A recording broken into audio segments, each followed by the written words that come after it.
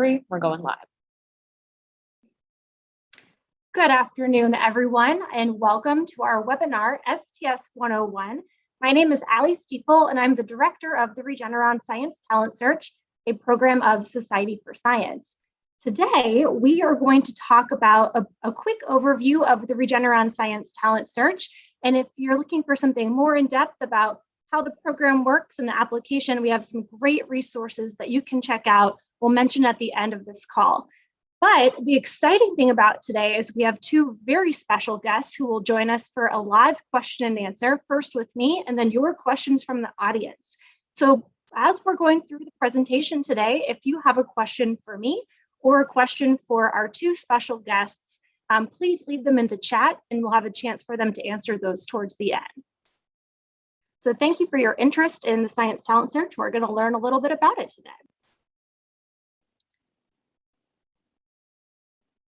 Great. So the Regeneron Science Talent Search is the nation's oldest and most prestigious science research competition for high school seniors.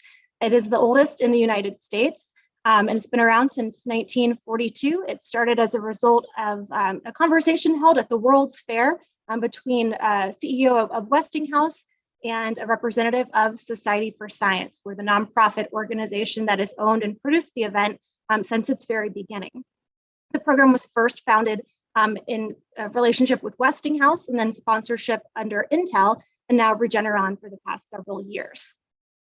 Each year, we're proud to award more than $3.1 million to deserving students and to their high schools on an annual basis, including our first place award of $250,000. Students may use this towards their education to help pay for undergraduate, graduate level, whatever beyond that that they might need those funds for. The program is open to 12th grade students only. They must be living in the United States of any citizenship or United States citizens who are living abroad. The program first takes place completely online in the first phase and is free for students to enter. And what's the goal? What makes STS different from all the other science competitions out there, besides the fact that it's research-based? The main thing that makes it different is what we're looking for. We're not just looking for the best research, we're really looking to identify the scientific leaders of the future. And we have a really good track record of doing so. We hold 13 Nobel Prize winners among our alumni and many other of the top scientists around the world. So we're really proud of our past of identifying this top talent. If you're a high school senior, why should you take your time to enter the Regeneron Science Talent Search? We know that you're super busy, there's a lot on your plate, so why on earth would you enter this competition? Well, there are a lot of reasons. You're gonna learn more about those today from our special guests, but a few that come to mind for me. One, opportunity to showcase your research. If you've been working on a project at any point during your high school career, you can share it with us. You don't have to have completed the research within the last 12 months. It can be a project you did your freshman year, but show it off. Tell us what you've done. We're excited to hear about it. STS is also a great networking opportunity. If you are lucky enough to be named a top 300 scholar from the entrant pool or a top 40 finalist, you'll have a chance to interact with other like-minded people and scientists from top institutions, and you never know what can lead to an internship or a job someday. Also, practice makes perfect. The application is a little lengthy. We'll talk about that later, but it's a great opportunity for students to practice their scientific writing and even learn a little bit more about themselves. Of course, you can always win award money, which we've talked about and you'll learn a little more about. And we're excited to be able to support students on their scientific journey in that way. So students who are named to the top 300 level will win $2,000 and $2,000 for their school to use towards STEM activities. Top 40 finalists each receive $25,000 and the opportunity of a lifetime to visit Washington, D.C. and compete and interact with their other classmates. Students take field trips to places like NIH, to the White House, to meet the president, and then most importantly, really just meeting each other, finalists often say is the best part of the experience. From there, after you compete in a judging process on site, finalists are narrowed down to a top 10, and those students receive additional awards up to the $250,000 top prize. So how do you apply? Great question. The URL to the application website is listed here on this slide, sciencetalentsearch.smapply.org. The application is free and it's only online. The application opened June 1st and will remain open until November 10th. I will warn that we have a technical support deadline 24 hours before the application deadline. That means we really encourage interested students to submit early because we are pretty strict about that November 10th deadline. We really don't take any exceptions, but we do guarantee that if you submit a request before November 9th at 8 p.m. Eastern time, we promise that we will help you rectify whatever problems you're facing and get to the bottom of it. So if you're a student who's entering, mark your calendar now, plan to apply a little bit early. And that's one of the greatest tips we can give you, is to not be worrying about it at the last minute, reduce the stress where you can. So what's in the application? And we mentioned it's a little bit long. And if you're here today because you're an entrant who's opened your application, you might be feeling a little overwhelmed. So I'll talk a little bit about some of the sections and what they mean to us and kind of why we want this information from you. The first thing that's most important is the written research report. And this is the report that students write up to 20 pages about the research project that they've completed at any point in high school. Now, at this point, I should also mention that the research that's submitted to STS must be completed by an individual high school student. Unfortunately, this is not a team competition, so we cannot accept team research done with other high school students. But like we said before, you can submit research from any year of high school, and students have been quite successful in submitting older projects many times.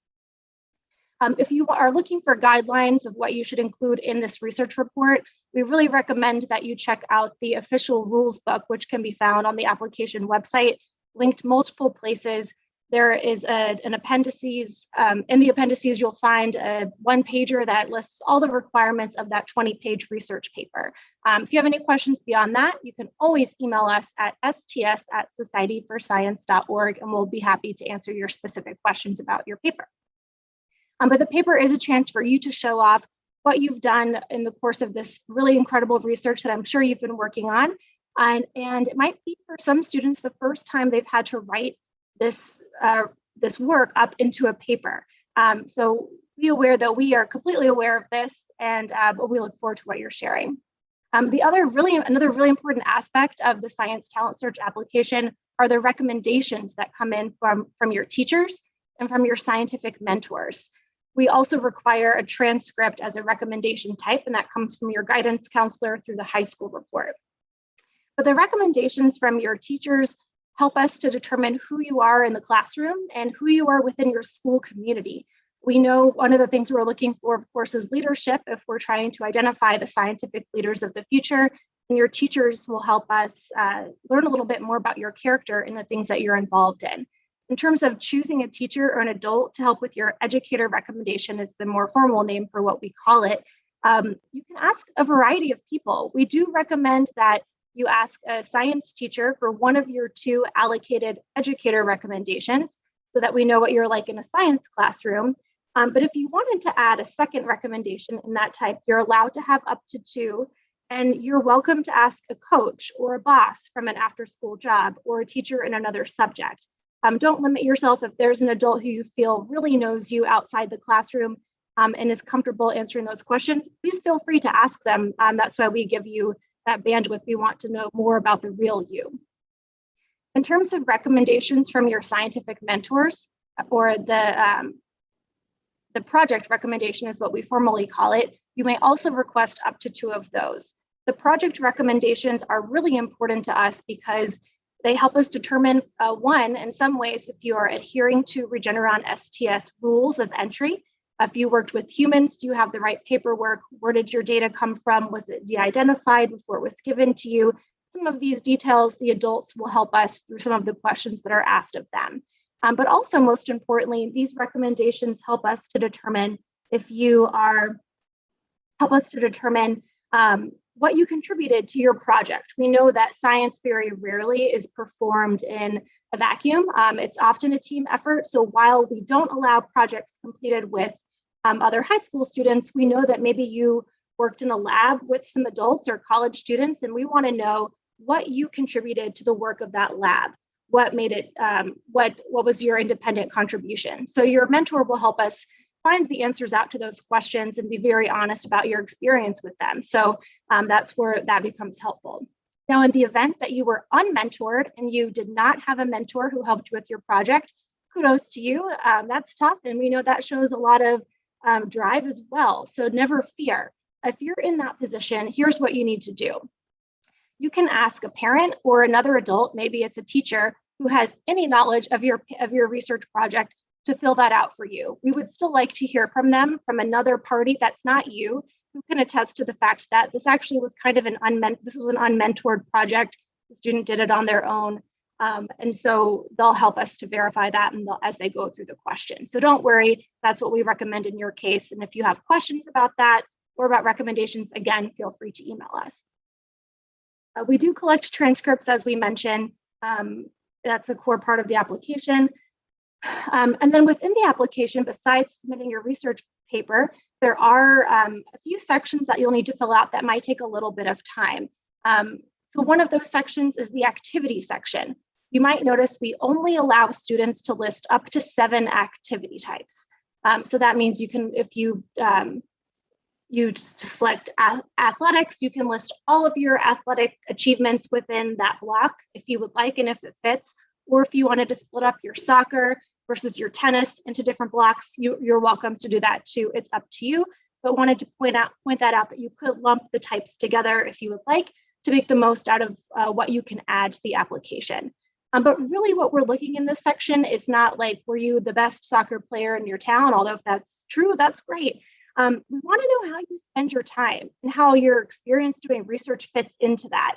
If this is your first time doing research and your first time working on a project, that's cool, that's great. And here you are applying, like that's amazing. And so many students become finalists in the top 40 who this might be their first research project too. So I want you to feel encouraged that you can do it.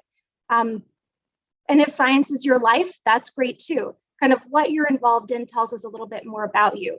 The activity section is also a place where you can show us about any leadership skills or where you're a leader in different parts of your community, whether it's your religious community, whether it's in the lab, whether you're the president of a special club at your school. Tell us these things. We're just wanting to learn a little bit more about you and what's important to you and how you spend your time. On that note, we also add, this is very important, we have activity types for family responsibilities, religious obligations, because we know that those take up a lot of time in young people's lives and are very important. So if you're someone who's very involved in either of those things, maybe you take care of a younger sibling after school, please tell us. We would like to know that so that we know, again, how kind of research fits into your life. Great. And next, you're going to be asked to answer a variety of essay questions about your interest in becoming a scientist, and a few other essays that for this year are in alignment, a few of them with the Common App essays. This is new for us because we're hopeful that you might be able to reuse some of these essays a little more than you have in the past. So if you're applying to colleges using the Common App, which I'm assuming most of you are, many of you are, you'll find that there's a bit of crossover there, so you might be able to reuse a lot of those answers, and we hope so. In that section, you'll find many questions about COVID-19 and how that's impacted your life. You'll actually find a few sprinkled throughout. We'll talk about that in a moment later, but wanted to flag that they are there. You'll also be asked to tell us information about past research projects. We want to know how they fit into your journey to what you're doing now. We want to know if you have worked with any teammates in the past. It's totally great if you did. That's awesome. We just want to know a little bit more about how those projects were different from the project you're submitting to STS. And it's also where you can tell us about any publications and that sort of thing. Test scores are optional. They've been optional for us for nearly 10 years at this point. And I know that might be new for a lot of your colleges.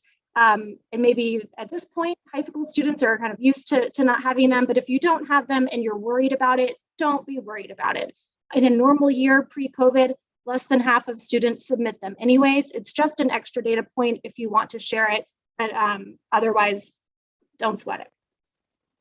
Right, so just a rundown of the application process and how it fits in, where we are now fits into the overall calendar year. Students can conduct those independent research projects that they submit to us at any time in their high school career. We know some students might spend 4 years on a project, and some students might spend a couple of weeks, and they can both make it to the finals. Happens every year. So don't worry if you feel like you don't have enough time. It's really not too late. Every year we have students working until the last minute. The application is due November 10th. The technical support deadline is November 9th. Can't stress it enough. If you've opened an application from us this year, you'll find that every email we're sending you has that deadline as a reminder in it so that you are always aware. After applications are submitted, what happens to them? One, each application is reviewed by 3 PhD level scientists screened for plagiarism and undergoes a rules review check. From there, a judging panel of about 15 judges determines the top 300 scholars and the 40 finalists who will compete in the final competition week. The 300 scholars are announced in mid-January. The 40 finalists are announced in late January, and then we'll gather them in person in March of 2022, where they will compete in judging on site. Judging feels a lot like science fair interviews about the research for one day, and then there are 2 other days where students are judged on their general scientific knowledge and their problem solving through a variety of kind of fun and wacky questions that they're asked in panel interviews. So from those kind of 3 days and 2 types of judging is how we determine our top 10 winners. And in between, students go on field trips and have a ball. All right, so if you're here, you might be wondering, what are you looking for? What are you not looking for? Am I a fit? One, I would say that we're not looking for perfection. So if you don't have a 4.0 GPA, never fear. Their leadership comes through in a lot of ways.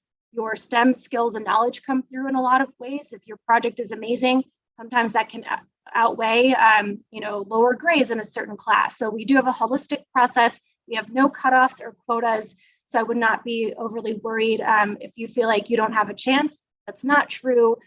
There are students that our finalists fall within a wide range of GPAs, standardized test scores, all of that sort of thing. So we want to reassure you that we think you probably can do it.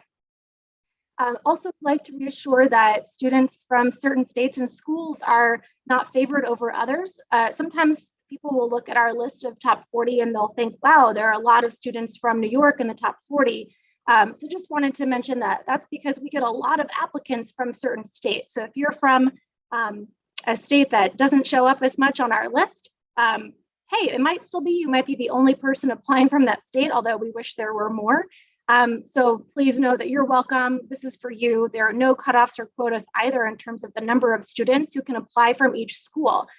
If we felt like, I don't know, 10 students from a certain high school deserve to be in the finals, we could make them finalists. So we don't have any rules about that, unlike some of our programs like even our sister competition, Regeneron ISEP.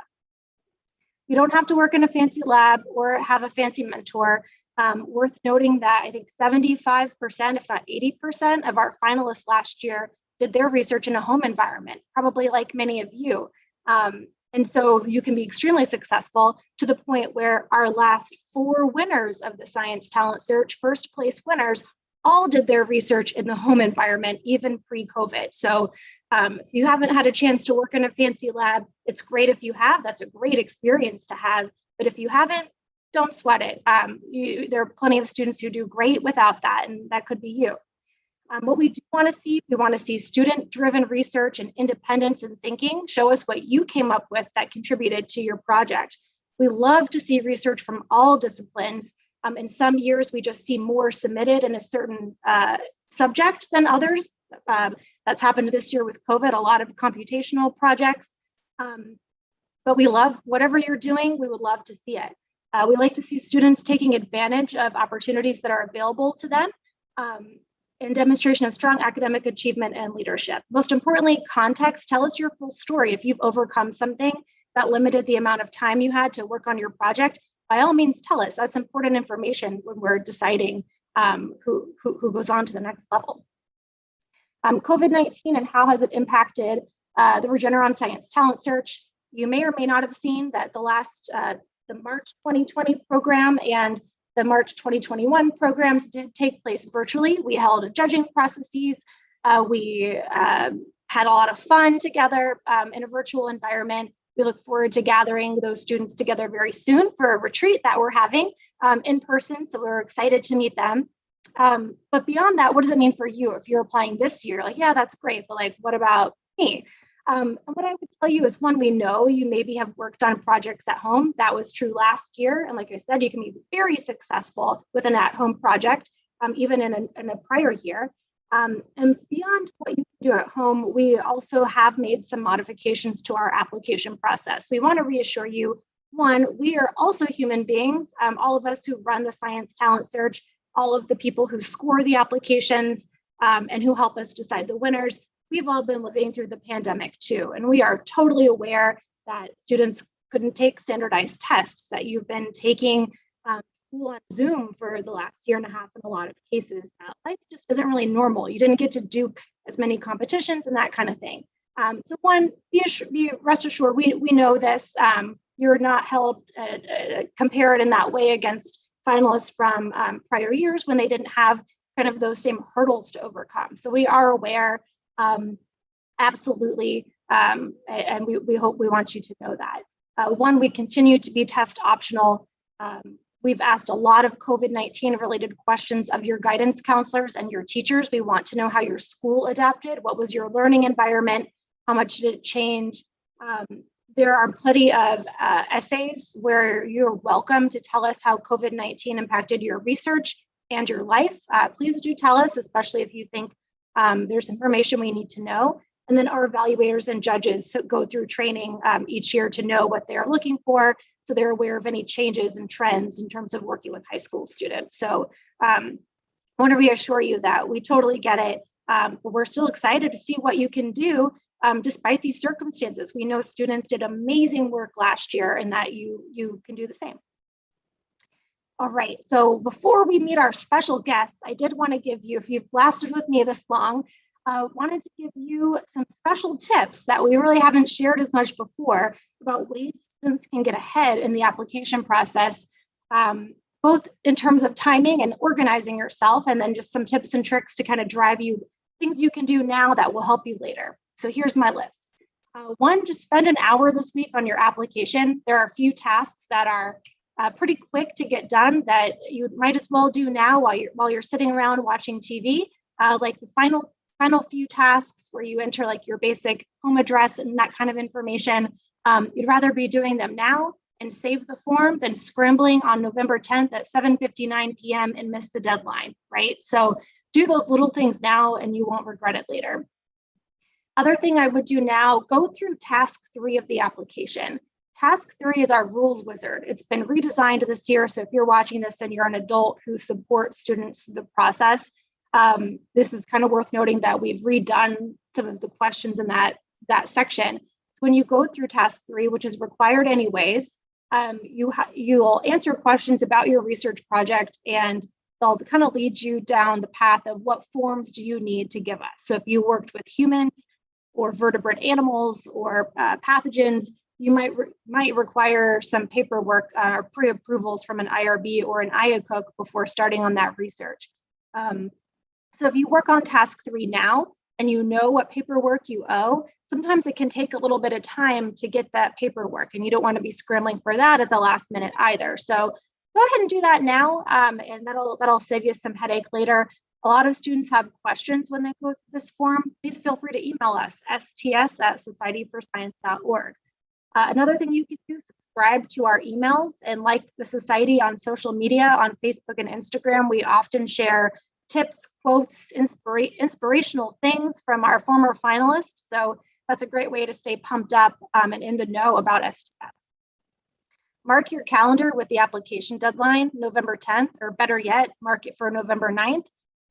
Make a goal to submit before then, and set as many alarms as you need, but you might as well do that now as well. Request your recommendations, give adults plenty of time to work on what they need to do to help you in the process. We don't want you to be asking them at the last minute either. The better chances you have of getting us a more detailed recommendation is by asking now. Also, we have a ton of application tips and tricks videos on our application website. You can access them on the resources page or through the FAQ page. Every section of the application, we go through it we are working on updating them for this year, but there weren't too many changes. So 99% of it is still accurate for this year. But a lot of tricks just on using our system, which we know can be kind of cumbersome, that might help you feel a little more comfortable with it. Here's a tip I like to tell students for how they can make the most, how to really present yourself in the application process. And this is true for college, and maybe you've heard advice like this before. But sometimes when you're working on an application like ours, and we're looking for scientific leadership, not just the best research, although we like to see the best research too, you want to make sure that you as a human being are represented throughout the application, right? And sometimes that's hard to do if you're only focused on the science that's there. And we know science is important to you, it's important to us as well. But we want you to be seen as an individual in this process. So here's what I recommend. Make a list just for you. You don't have to like put your list in the application, but make a list of the top 5 things that you care about, like in the world, big, small, whatever, just like whatever comes to mind. And then also maybe like the top 5 ways that you are a leader in your community, various communities, whatever that means to you. And then make sure that once you go through and you fill out your application, go back to that list and make sure that those things are reflected in what you've written and shared with us. And that's a good way to make sure that you're in there, not just your science. So hopefully that's helpful as you think through the process. And last but not least, watch the highlights video from last year. You just Google Regeneron STS 2021 highlights video, and you'll see how much fun our finalists had, even in a virtual setting. And how much fun you could have if we're in person in March 2022, if you're one of the finalists. So those are some tips that I have for all of you today. Before we introduce our special guests who may turn their cameras on now, that I have spoken for so long, and I'll stop sharing my screen as well. All right, hey guys. So I'm very excited to introduce our audience today to 2 very special guests, both finalists from 2021, Jeffrey Wang from San Diego, California, and Noah Getz from Brooklyn, New York. Hey guys, how are you today? Doing well. Great. So we're excited to have you and to hear the advice that you might have for our entrants who are in the shoes that you were in a year ago, and they hope to be in your shoes a year from now. So we have a set of questions today that I'm going to ask you, maybe one at a time, we can rotate. And then as we're asking questions, if there are any questions from the audience, please feel free to send them our way. And at the end, Jeffrey and Noah and myself will all answer those questions for you. Sound good? Okay, great. So first, I know, you are busy high school students, and or you were, but now you've graduated. What are you guys working on this summer? Oh, let's see, Jeffrey, why don't you go first? I'll begin with this one. One thing, I'm preparing for college, trying to figure out all those first year things. I've also been continuing to work at the lab that I submitted all my STS stuff for, trying to get a paper through peer review right now, and just relaxing and taking some classes like that I've been wanting to take for a while. That's been my summer. That's awesome. Noah, how about you? Yeah, similar to Jeffrey, I think I'm trying to get my paper into a journal or a conference. And so I'm continuing to work in my lab and trying to edit and refine the work that I did for my STS project. And then also, since I'm going to be going to college in a few weeks, I'm trying to really just enjoy the last time that I have before my friends sort of go off in their separate directions. But we do have the STS retreat coming up in Virginia, which I'm very excited for.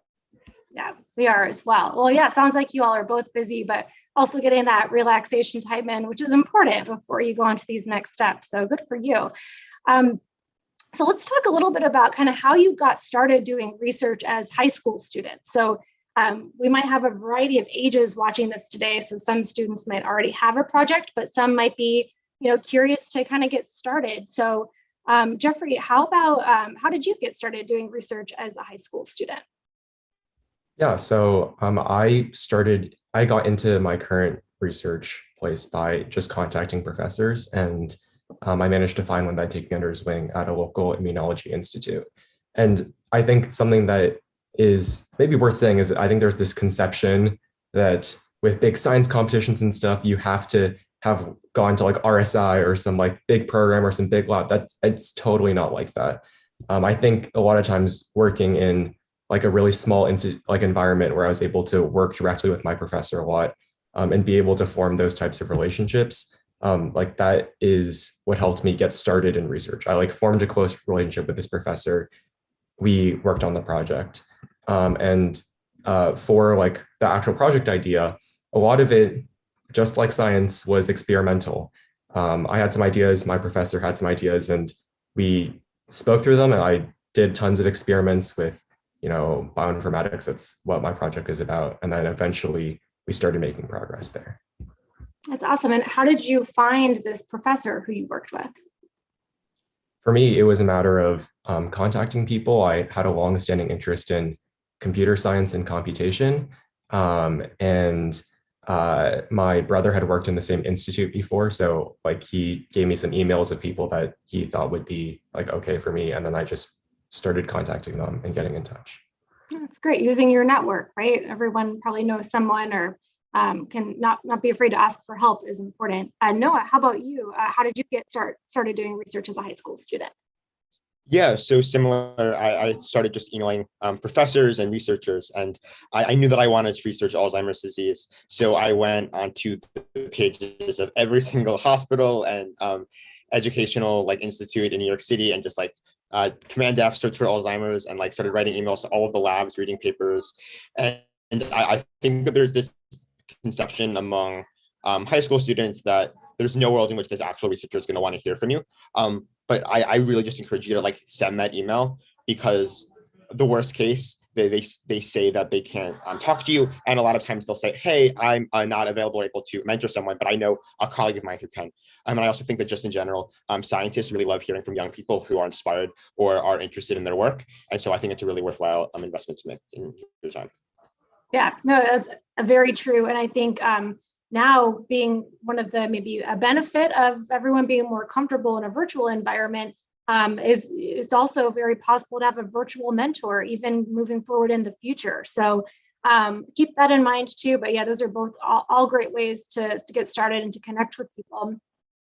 Tell me a little bit, I forgot to ask at the beginning, about your STS projects. So Noah, do you want to tell us a little bit about the work that you did?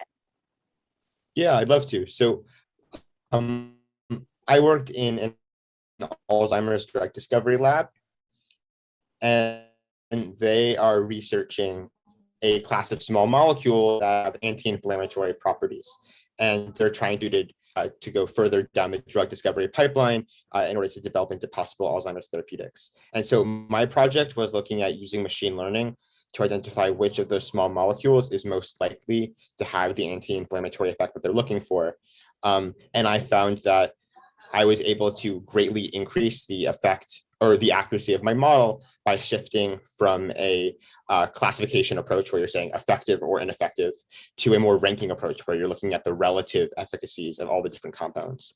And so my project really centered around the idea of taking a problem and shifting the way that we looked at it from in terms of the type of problem that it actually is. And by doing that, achieving a pretty considerable increase in actual results.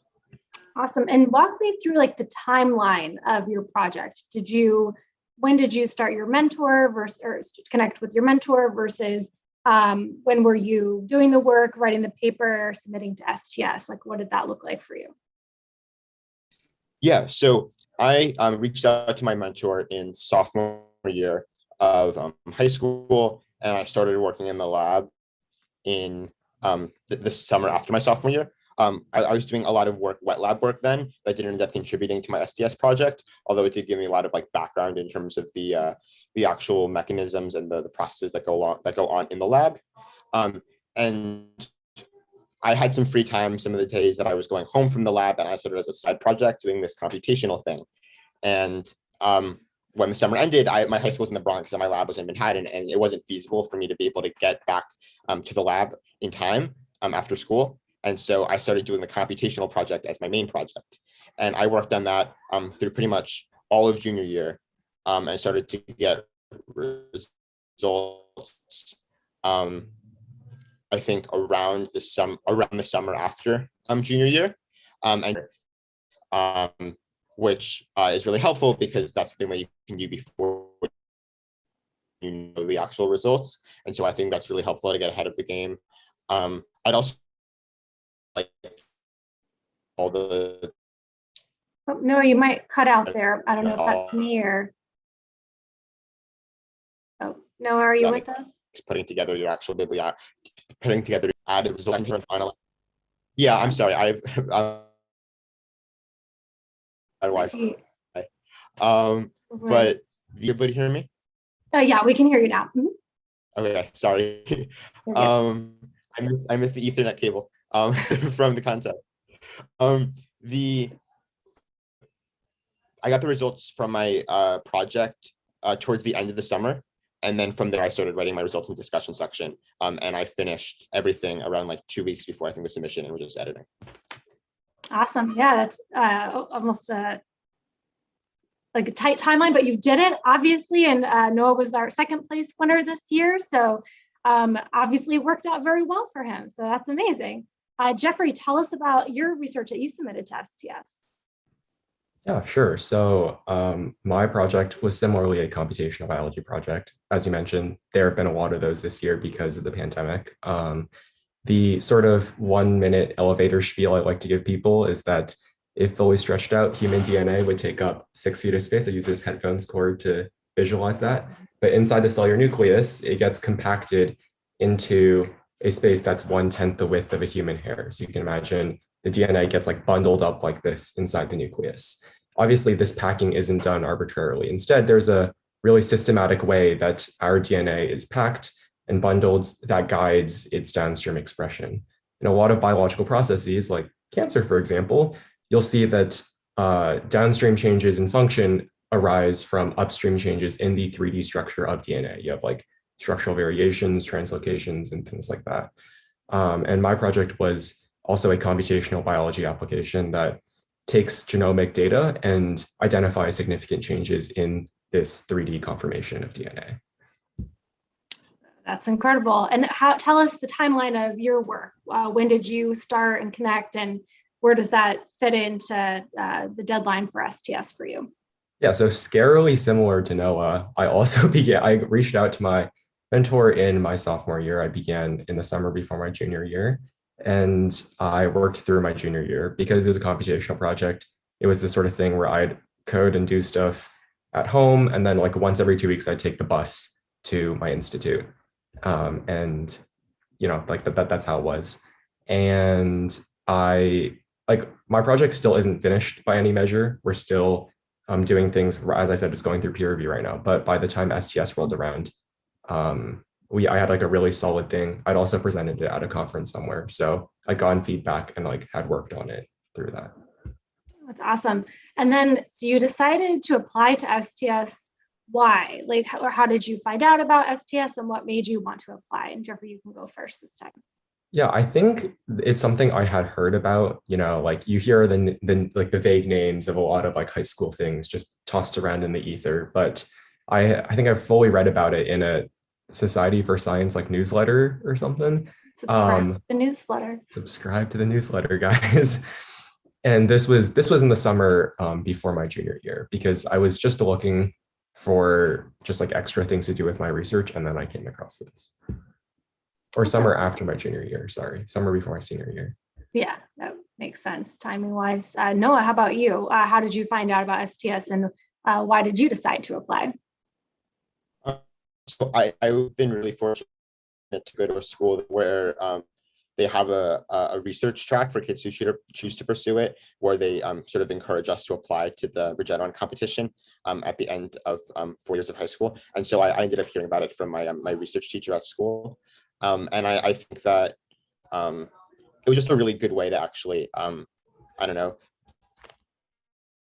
try and meet like-minded kids who really care about science and care about their projects. I think that was the most rewarding part, getting to meet the other 39 finalists, getting to like talk about like what we love about science and what we are really passionate about and what we hope to do in the future. And so that was really fun, and I'm really grateful that I got the opportunity. That's awesome. Yeah, and it's great your school builds in teacher support to know and to promote the application, and to make it a goal really for students to apply. So if you're an educator watching this, the earlier you can tell your students about it in high school track, the more likelihood they are going to be able to apply. So it's a great example of that too, Noah. Um, Tell me about, I know it's been a tough year with the pandemic, and you both, Noah, you started in a wet lab and finished elsewhere, and Jeffrey, you did computational work as well. Would you say there were any pandemic specific challenges? Maybe those are them, or maybe there were others that you faced while working on your project, or even more globally that you want to think about? And if so, how did you work through that? Because I know a lot of students this year are kind of in the same position. Yeah, for sure. This is something that I wanted to be sure to get in sometime when I was talking today, just to acknowledge the fact that it's a lot. And especially if you're a senior, a rising senior who's going to go through college apps, and then you have to do this STS app that is also enormous, it can feel a little overwhelming sometimes. And like during the pandemic, throughout I was completely virtual basically through the fall. Like there is like a mental health component associated with that, where like sometimes you need to, for me, I took a couple of days off school where I was just like, these are going to be my rest days.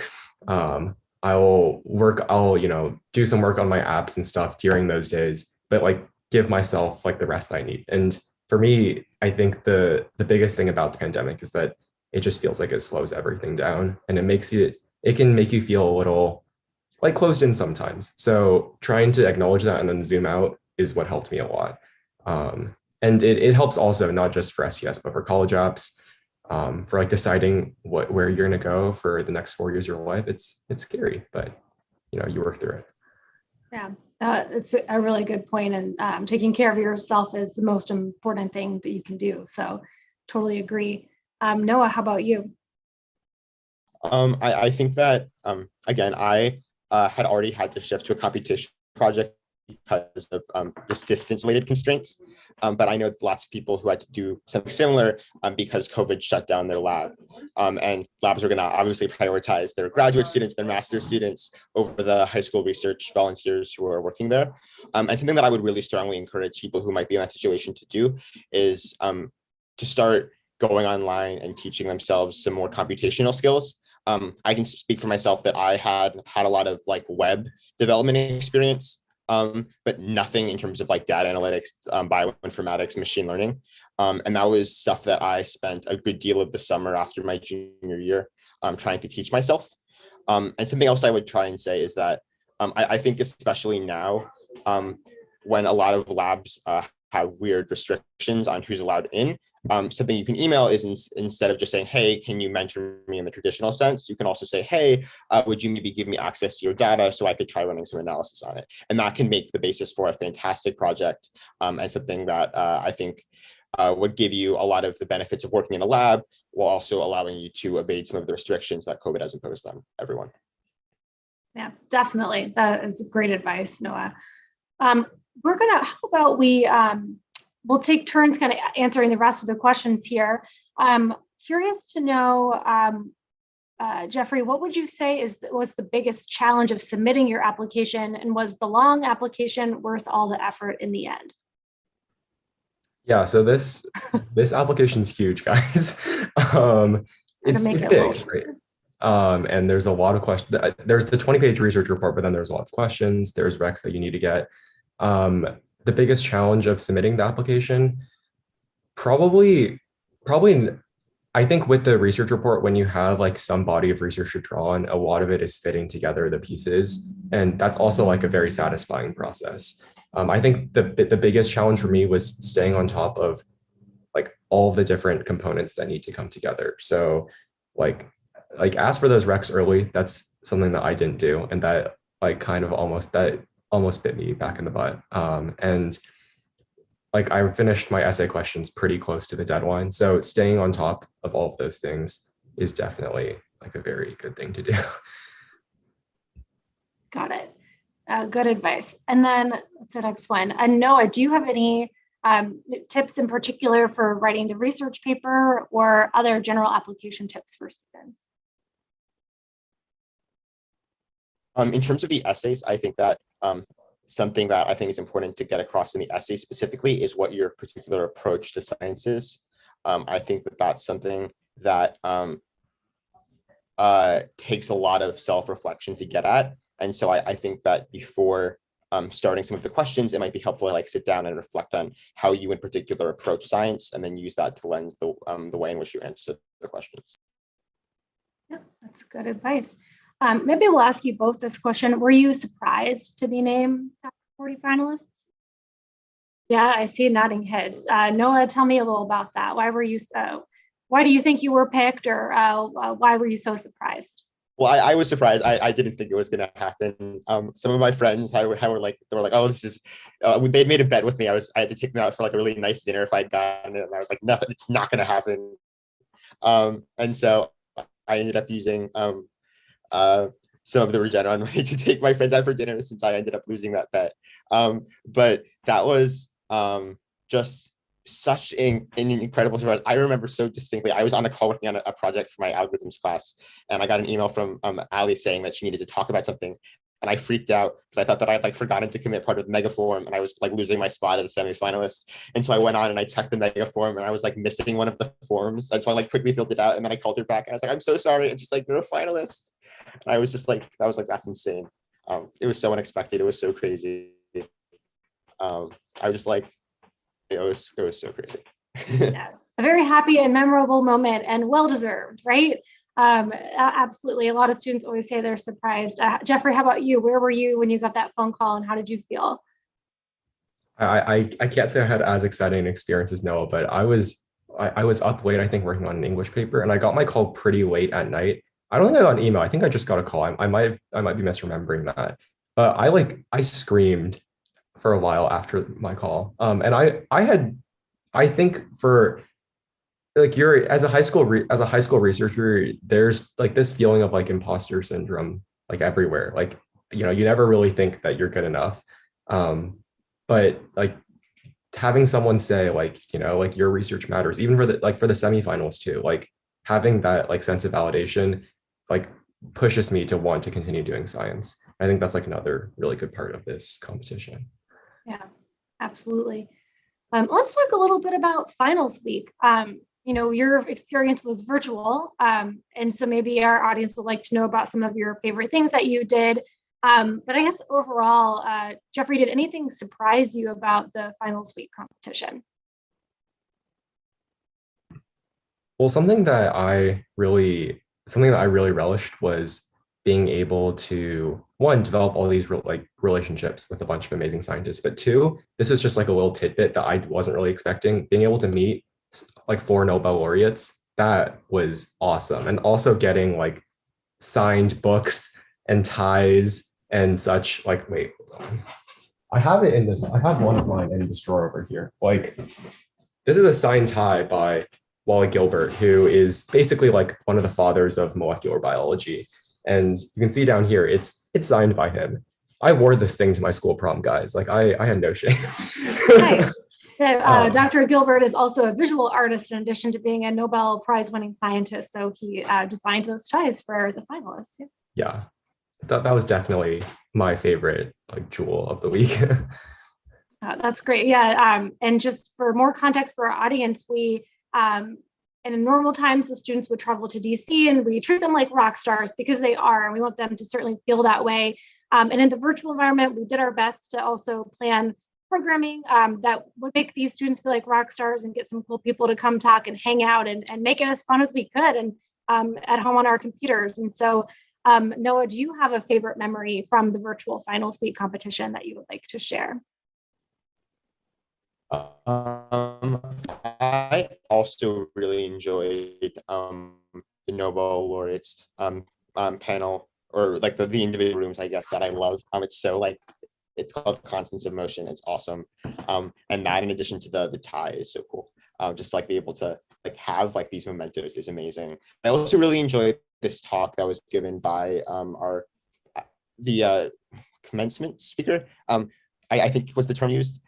But he basically went through and used his experience as someone who designs games and plays puzzles professionally, in terms of how to go about life, in terms of reacting when you make what you think is the best choice given the information that you have and it doesn't turn out the way you want. And just giving advice from the perspective of a puzzle designer was something that was just really, really interesting and really, really, I think, meaningful. I also just really was surprised by like the I don't know, closeness that I got with some of the finalists over the course of the week, which was something that I went in not expecting at all. I was like I was like super excited, but I wasn't really expecting that much because I was like, it's going to be online, like what's going to happen. But it ended up being really, really nice. And I also think that we got a lot of unique like one-on-one experiences with each other. Probably wouldn't have done it in person. So that was also kind of nice. Yeah, that's great. Yeah, I think it's always amazing to me in person and then also online just to witness how quickly those friendships form and they stick with students for life. Jeffrey, did you learn anything new from meeting other finalists or become interested in any new like fields of science or take away anything that you had not experienced before?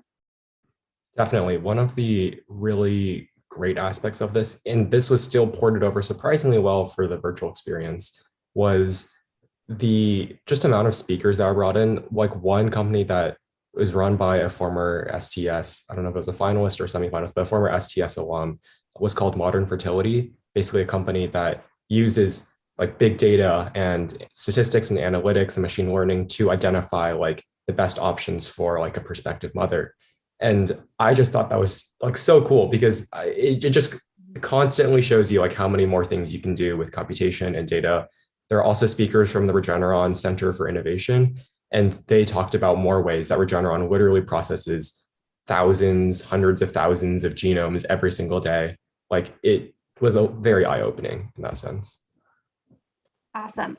Well, I think I have one more question for you both today. What advice do you have for students who want to do research or want to enter STS? What would you tell them?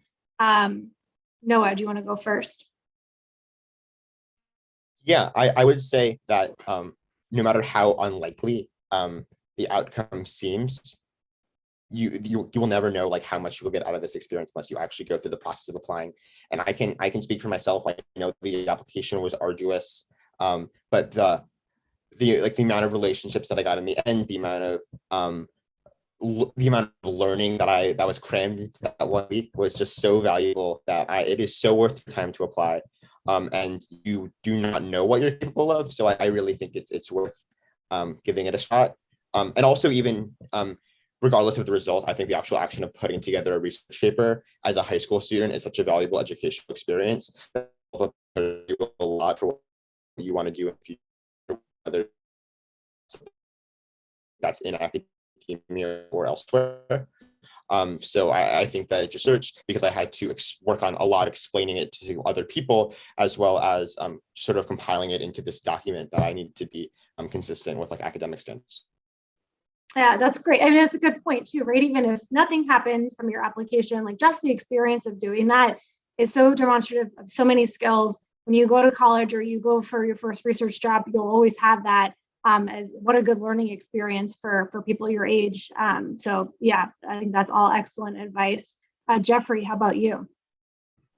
Yeah, I second every single thing that Noah said. I think for younger students, for someone who is still maybe 10th, 11th grade probing, even 9th grade earlier, probing the waters of research.